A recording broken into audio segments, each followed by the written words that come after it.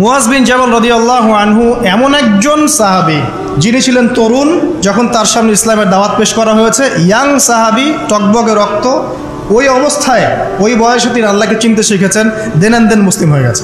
বায়াতে আকাবায়ে কুবরা নামক একটা বায়াত হয়েছে, যেই বায়াতটা মূলত মক্কা থেকে মদিনায় হিজরতের পটভূমি তৈরি করে দেয়।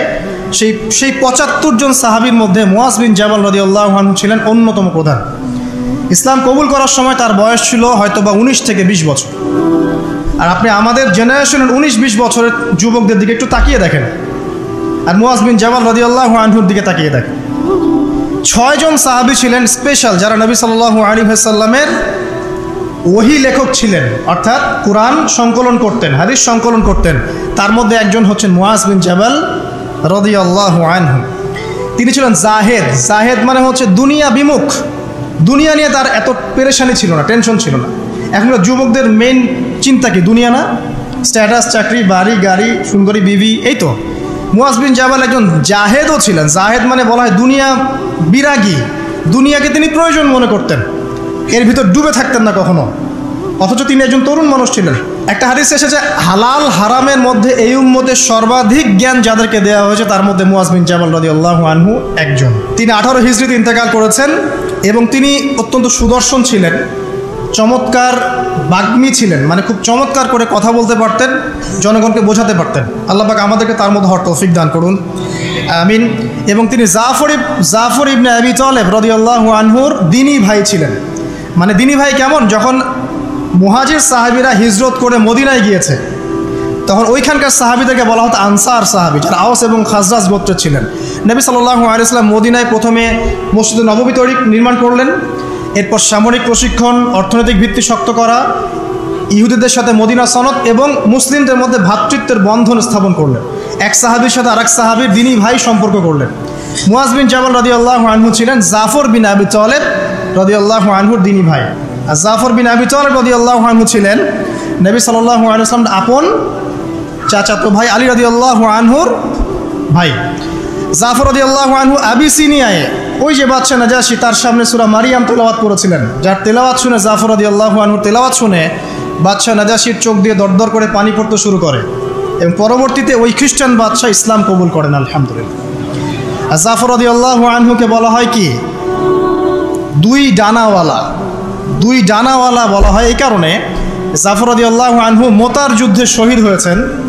মোতার যুদ্ধটা ছিল রোমকদের সাথে। রোমকদের ২ লক্ষ সৈন্য আর মুসলিমদের মাত্র ৩,০০০ সৈন্য। মুসলিমদের মাত্র ৩,০০০ সৈন্য আর মোতার যুদ্ধে কুফফারদের, রোমকদের ২ লক্ষ সৈন্য। এটা কি যুদ্ধ হয়? কোনোভাবে সম্ভব? ওই যুদ্ধে নবী সাল্লাল্লাহু আলাইহি ওয়াসাল্লাম ৩ জনকে সেনাপতি করেছেন, যে আব্দুল্লাহ বিন রাওয়াহা যদি ইন্তেকাল করে যায়েদ ইবনে হারেসা যদি ইন্তেকাল করে তাহলে জাফর ইবনে আবি তালেব যদি ইন্তেকাল করে বা শহীদ হয় তাহলে তোমরা তোমাদের মধ্য থেকে একজনকে আমির বানিয়ে নিও, একজনকে নেতা বানিয়ে নিও। তো ৩ জনই আলহামদুলিল্লাহ এই যুদ্ধে শহীদ হন এবং জাফর রাদিয়াল্লাহু আনহুর 2 হাত কেটে পড়ে যায়। প্রথমে তার 1 হাত কেটে যায়, ডান হাত, তিনি বাম হাত দিয়ে যুদ্ধ করতে থাকেন। যখন বাম হাত কেটে পড়ে যায় তখন তিনি এই ডানা, এই বাহু দিয়ে পতাকাটা বুকের মধ্যে আঁকলে রেখেছিলেন। তারপরে কাফেররা তাকে শিরচ্ছেদ করে, এভাবে তার ইন্তেকাল হয়, শাহাদাত বরণ করেন। এবং নবী সাল্লাল্লাহু আলাইহি ওয়াসাল্লাম মদিনা থেকে বলছিলেন যে জাফর 2 জন ফেরেশতার কাঁধে ভর দিয়ে আমাকে সালাম দিয়ে চলে গেল। নবী সাল্লাল্লাহু আলাইহি ওয়াসাল্লাম বলছিলেন জাফর রাদিয়াল্লাহু আনহুকে এই 2টা কাটা হাতের বিনিময়ে আল্লাহ পাক জান্নাতে 2টা পাখা দিয়েছেন, এই জন্য তাকে বলা হয় 2 ডানাওয়ালা বা 2 বাহুওয়ালা। জাফর রাদিয়াল্লাহু আনহুর দিনী ভাই ছিলেন কে? মুয়াজ বিন জাবাল রাদিয়াল্লাহু আনহু। সবচেয়ে বড় কথা হচ্ছে মুয়াজ বিন জাবাল রাদিয়াল্লাহু আনহু একদিন বসে আছেন, নবী সাল্লাল্লাহু আলাইহি ওয়াসাল্লাম নিজে তার হাত ধরলেন। চিন্তা করেন, নবী সাল্লাল্লাহু আলাইহি ওয়াসাল্লাম নিজে মুয়াজ বিন জাবাল রাদিয়াল্লাহু আনহুর হাত ধরলেন, ধরে বললেন, হে মুয়াজ, ওয়াল্লাহি, আল্লাহর কসম, ইন্নী লা উহিব্বুকা, আল্লাহর কসম হে মুয়াজ, আমি তোমাকে ভালোবাসি। চিন্তা করতে পারবেন? হে মুয়াজ, আল্লাহর কসম আমি তোমাকে ভালোবাসি। কে বলছেন এই কথা? মুহাম্মদ সাল্লাল্লাহু আলাইহি ওয়াসাল্লাম। এবং এরপর তিনি বলছেন যে তুমি প্রত্যেক ফরজ নামাজের পরে এই দোয়াটা করা ছেড়ে দিও না। কোন দোয়া? আল্লাহুম্মা আইন্নি আলা যিকরিকা ওয়া শুকরিকা ওয়া হুসনি ইবাদাতি। বলেন আমার সাথে, আল্লাহুম্মা আইন্নি আলা যিকরিক ওয়া শুকরিক ওয়া হুসনি ইবাদাতিক। প্রত্যেক ফরজ নামাজের পর হে মুয়াজ এই দোয়াটা করা ছেড়ে দিও না। বলার আগে বলছেন, মুয়াজ আমি তোমাকে আল্লাহর কসম ভালোবাসি। মুয়াজ বিন জাবাল রাদিয়াল্লাহু আনহু সেই সাহাবী যাকে নবী সাল্লাল্লাহু আলাইহি ওয়াসাল্লাম তার গাধার পিঠে বসিয়েছেন, সেই পিঠে বসিয়ে তিনি যাচ্ছেন, মাঝখানে কিছু কথাবার্তা বলছেন। যখনই বলছেন হে মুয়াজ, মুয়াজ বিন জাবাল বলছেন লাব্বাইক ওয়া সাআদাইকা নবী আল্লাহ, হে আল্লাহর রাসূল আমি উপস্থিত, আমার পিতামাতা আপনার জন্য কোরবান হোক, বলুন। তিনবার বলার পর নবী সাল্লাল্লাহু আলাইহি ওয়াসাল্লাম বলছেন হে মুয়াজ শুনে রাখো, তুমি কি জানো, হাল তাদরি, তুমি কি জানো মা হাক্কুল্লাহি আলা ইবাদিহি ওয়া মা হাক্কুল ইবাদি আলা আল্লাহ, তুমি কি জানো যে আল্লাহর প্রতি বান্দার কি হক আছে আর বান্দার প্রতি আল্লাহর কি হক আছে? মুয়াজ বিন জাবাল রাদিয়াল্লাহু আনহু বলছেন ওয়াল্লাহু ওয়া রাসূলুহু আ'লাম, আল্লাহ এবং তার রাসূল ভালো জানেন। তখন নবী সাল্লাল্লাহু আলাইহি ওয়াসাল্লাম বলছেন সাল্লাল্লাহু আলাইহি ওয়াসাল্লাম যে হাক্কুল্লাহি আলা ইবাদি, আল্লাহর প্রতি মানে বান্দার হক হচ্ছে যে আইয়াবুদুহু, বান্দা আল্লাহর ইবাদত করবে, ওয়ালা ইউশরিকু বিহি শাইআ, এবং বান্দা আল্লাহর সাথে কাউকে শরীক করবে না। এটা আল্লাহর হক। আল্লাহ পাক আমাদের কাছে এটা পান প্রাপ্যতার যে আমরা শুধু আল্লাহর ইবাদত করব, তার সাথে কাউকে শরীক করব না।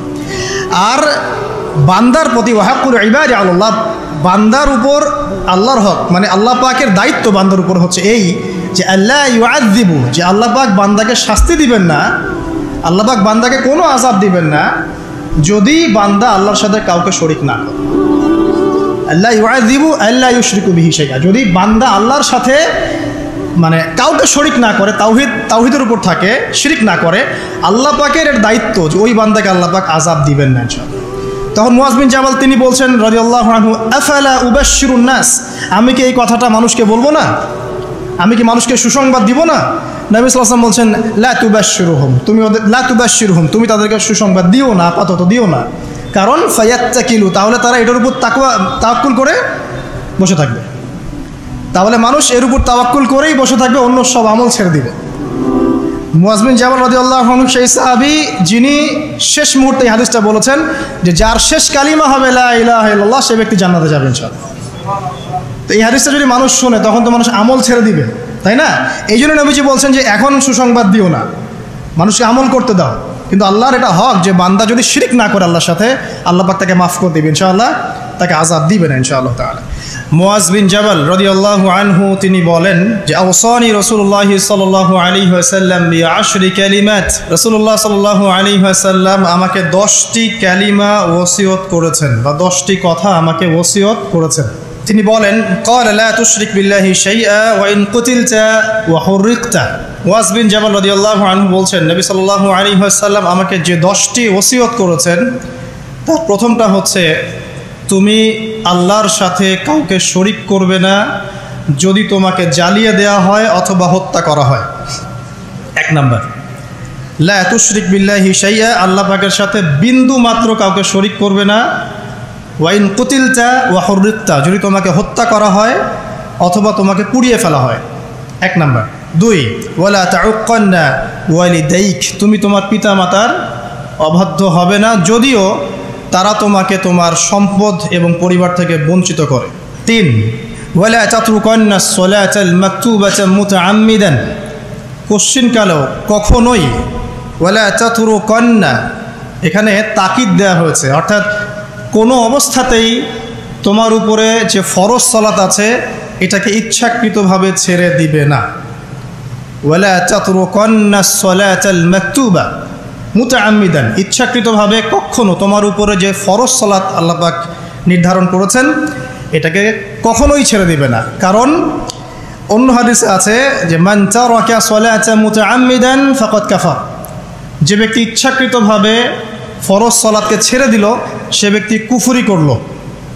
অনেক আলেম বলেছেন সে ব্যক্তি মুসলিমদের লিস্ট থেকে নাম কাটা পড়ে গেল, সে কাফের হয়ে গেল। এটা অনেক আলেমের বক্তব্য। আর এই হাদিসের মধ্যে নবী সাল্লাল্লাহু আলাইহি ওয়াসাল্লাম বলছেন ফাকাত বারিআত মিন জিম্মাতিল্লাহ, যদি কেউ আল্লাহ রাব্বুল আলামিনের জিম্মায় থাকতে চায় সে যেন ফরজ সালাত আদায় করে। যদি ফরজ সালাত ছেড়ে দেয় সে ব্যক্তি আল্লাহ পাকের জিম্মা থেকে মুক্ত হয়ে গেল। ফাকাত বারিআত, আল্লাহ পাকের যে জিম্মা নিরাপত্তা এখান থেকে সে মুক্ত হয়ে গেল যদি সে ফরজ সালাত ছেড়ে দেয়। 4 নাম্বার, ওয়ালা তাশরাবান্নাল খামরা, কোনো অবস্থাতেই মদ পান করবে না। ওয়ালা তাশরাবান্নাল খামরা, কোনো অবস্থাতেই মাদক দ্রব্য সেবন করবে না। ফাইন্নাহু রাসু কুল্লি ফাহিশা, কারণ এটা যত রকম ফাহেসা কাজ আছে, যত ফাহেসা নোংরা কাজ আছে, এর রস মানে মাথা। যত রকম পাপ আছে পৃথিবীতে, ফাহেসা কাজ আছে, অশ্লীল কাজ আছে, এর মাথা হচ্ছে মাদকদ্রব্য সেবন করা।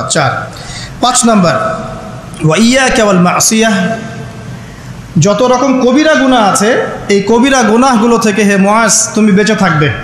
কারণ আল মাসিয়াতু হাল্লা সাখতুল্লাহ, কারণ মাসিয়া বা আল্লাহর অবাধ্যতা আল্লাহর ক্রোধটাকে হালাল করে ফেলে। মানে আল্লাহ পাক রাগান্বিত হন যখন মানুষ কবিরা গুনাহে লিপ্ত থাকে। আল্লাহ পাক আমাদের সবাইকে কবিরা গুনাহ থেকে বাঁচিয়ে রাখুন, আমিন। 6 ওয়াইয়াকা ওয়াল ফিরার মিনাস সাহফি ওয়া ইন হালাকান নাস, যুদ্ধের মাঠ থেকে কখনো পালিয়ে যাবে না হে মুআজ। যদি দেখো তোমার জীবদ্দশায় মুসলিমদের সাথে কুফফারদের জিহাদ হচ্ছে, যুদ্ধ হচ্ছে, তাহলে যুদ্ধের মাঠ থেকে কখনো পালিয়ে যাবে না। ওয়া ইন হালাকান নাস, যদি সমস্ত মানুষ ধ্বংস হয়ে যায়, সবাই ধ্বংস হয়ে যায়, তারপরেও হে মুআজ তুমি যুদ্ধের মাঠ থেকে পালিয়ে যাবে না। এটা 6। 7 ওয়াইদা আসাবান নাসু মাউতুন ওয়া আনতা ফীহিম ফাসবুত, যদি দেখো যে তুমি এমন একটা জনগোষ্ঠীর মধ্যে আছো যেখানে মহামারী দেখা দিয়েছে, যদি দেখো যে এমন একটা অবস্থায় তুমি আছো যে মানুষের মধ্যে মহামারী দেখা দিয়েছে আর তুমি সেখানেই অবস্থান করছো, ফাসবুত, তাহলে সেখানেই থাকো, এখান থেকে অন্য কোথাও যেও না। কোয়ারেন্টাইন, বুঝতে পারছেন? তাহলে সেখান থেকে অন্য কোথাও যেও না।